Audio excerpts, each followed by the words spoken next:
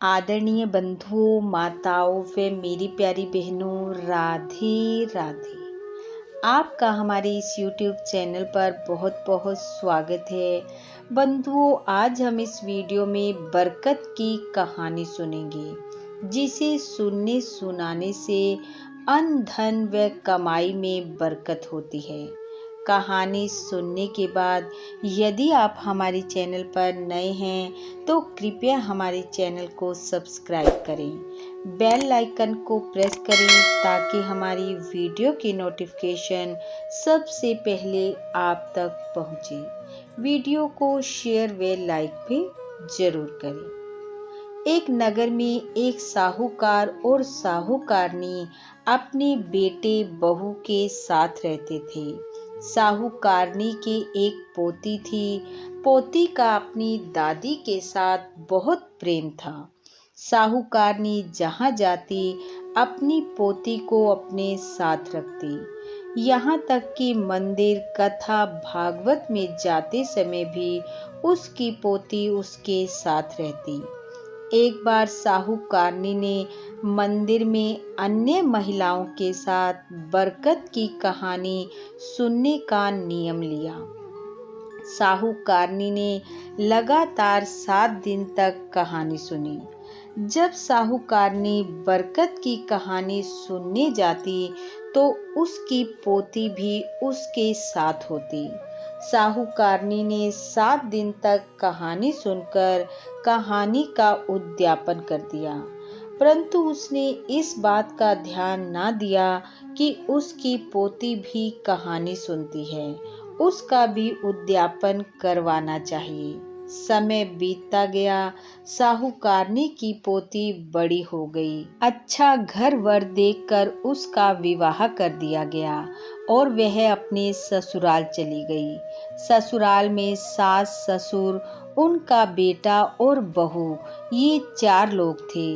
बहू के आने के बाद सास भोजन बनाती और बहू घर के अन्य कार्य देखती। सास भोजन बनाकर पहले ससुर को जिमाती, फिर बेटे को और फिर स्वयं भोजन कर बहू को परोसती तो देखती कि बर्तन में बहुत ही थोड़ा भोजन बचा है। वह वही बहू को दे देती। कुछ दिन बाद सास ने ज्यादा भोजन बनाना शुरू कर दिया, परंतु फिर भी बहू को परोसने के समय बस खुरचन ही बचती। ऐसा होते देख सास हैरान थी। वह सोचती, ज्यादा भोजन बनाती हूँ फिर भी बहू के हिस्से में खुरचन ही आती है। ऐसा होते होते कई दिन हो गए। ठीक से भोजन न मिलने के कारण बहू सूखने लगी। एक दिन उसके पति ने उससे पूछा, तुम्हें किस बात का दुख है जो तुम इस तरह सूखती जा रही हो?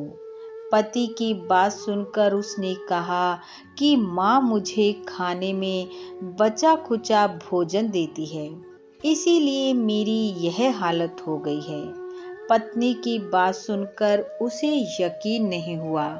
वह बोला, आज से जो भोजन मेरी माँ मुझे देगी वो तुम करना और तुम्हारा भोजन मैं करूँगा। शाम को जब भोजन का समय हुआ तो माँ ने आवाज लगाई कि आ बेटा भोजन कर ले। तो वह बोला, आज मेरी तबीयत ठीक नहीं है, मैं अपने कमरे में ही खाऊंगा। और ऐसा कहकर वह अपने खाने की थाली अपने कमरे में ले गया। और जब उसकी पत्नी अपनी थाली लेकर उसके पास पहुंची तो उसने स्वयं अपनी पत्नी का भोजन किया और अपना भोजन उसे दे दिया। और अब वह रोज ऐसा ही करने लगा। कम भोजन खाने के कारण 2-4 दिन में ही बेटे की हालत पतली हो गई। उसकी ऐसी हालत देखकर माँ ने कहा, बेटा तुझे क्या हो गया है? तब वह अपनी माँ से बोला कि जो भोजन तुम अपनी बहू को देती हो वो मैं खाता हूँ और मैं अपना भोजन इसे दे देता हूँ। वह बोला, माँ तुम इसके साथ ऐसा क्यों करती हो? तब वह बोली, बेटा, मैं ऐसा कुछ नहीं करती। पता नहीं इसका भाग्य कैसा है, इसका अन्न से क्या वैर है। मैं जितना ज्यादा बनाती हूँ उतना ही इसको कम मिलता है। आज से ये स्वयं भोजन बनाएगी, खुद भी खाएगी और हमें भी खिलाएगी। अब बहू भोजन बनाने लगी। पहले दिन उसने भोजन बनाया, सास ससुर और पति को जिमाकर। जब स्वयं खाने बैठी तो देखा बर्तन में अन्न का एक कण भी नहीं है और वह भूखी ही सो गई। अगले दिन उसने पहले दिन से भी अधिक भोजन बनाया, लेकिन फिर भी उसके लिए कुछ नहीं बचा। पति ने पूछा, अब तो तुम स्वयं भोजन बनाती हो, अच्छे से पेट भरकर खाती हो ना। पति की बात सुनकर वह बोली, क्या खाती हूँ, मैं तो 2 दिन से भूखी हूँ। जब माँ भोजन बनाती थी तो कुछ ना कुछ मिल जाता था, अब तो मेरे लिए कुछ नहीं बचता। यह सुनकर वह परेशान हुआ और जाकर अपनी माँ को सारी बात बताई और कहा कि माँ, कल से तुम ही भोजन बनाना। बहू की हालत देखकर सास ने कहा, जा इसे इसके पीहर ले जा, कुछ दिन वहां छोड़ा, खुशी से रहे तो छोड़ आना, नहीं तो 2-4 दिन रहकर साथ ही ले आना। वहां कुछ दिन खाए पिएगी तो इसकी सेहत में सुधार होगा। माँ की बात सुनकर वह उसे लेकर अपने ससुराल पहुंचा। बेटी जवाई की ऐसी हालत देखकर माँ ने पूछा, बेटी, तेरी ऐसी हालत कैसे हो गई? क्या तुझे खाने को भोजन नहीं मिलता? माँ की बात सुनकर बेटी ने सारी बात बताई और कहा, जब सास माँ भोजन बनाती थी तो खुरचन मिल जाती थी, और जब से मैं भोजन बनाने लगी हूँ तो मेरे लिए तो अन्न का एक कण भी नहीं बचता। पता नहीं मेरे सिर पर क्या दोष है, मेरे हाथ में तो बिल्कुल ही बरकत नहीं है। जब उसने अपनी बेटी के मुंह से बरकत शब्द सुना तो उसे याद आया कि वह अपनी दादी के साथ बरकत की कहानी सुनकर हुंकारा भरती थी और इसने बरकत का उद्यापन नहीं किया था। तब वह भागकर अपनी सास को बुलाकर लाई और बेटी की सारी बात उसको बताई। तब दादी ने आकर अपनी पोती से कहा, देख बेटी, 7 दिन तक लगातार बरकत की कहानी सुनना। 7वें दिन 2 गट्ट 6 मिश्री की डली, 14 लौंग और दक्षिणा रखकर ठाकुर जी के मंदिर में चढ़ाकर उनसे अपने घर में अन्न धन व कमाई में बरकत की प्रार्थना करना। ठाकुर जी की कृपा से सब ठीक हो जाएगा। दादी की बात सुनकर अगले दिन ही वह अपने ससुराल वापस लौट आई और आकर अपनी सास से बोली, हम सब बरकत की कहानी सुनेंगे और फिर उद्यापन करेंगे। यही दोष मेरे सिर पर है, इसीलिए मेरे हाथ में बरकत नहीं है। तब पानी की घंटी और चावल के दाने लेकर सास बहू ने 7 दिन तक बरकत की कहानी सुनी।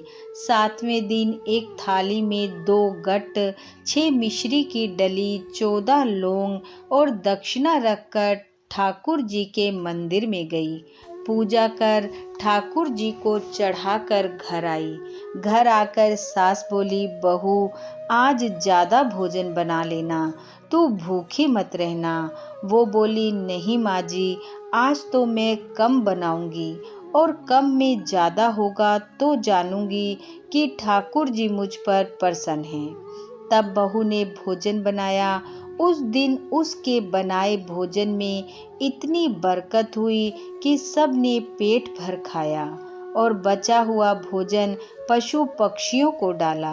और उस दिन के बाद से उनके घर में हर चीज में बरकत होती गई। अन्न में अन्न, धन में धन व उसके पति की कमाई में भी खूब बरकत होने लगी। देखते ही देखते उनका घर अन्न धन से भरपूर हो गया।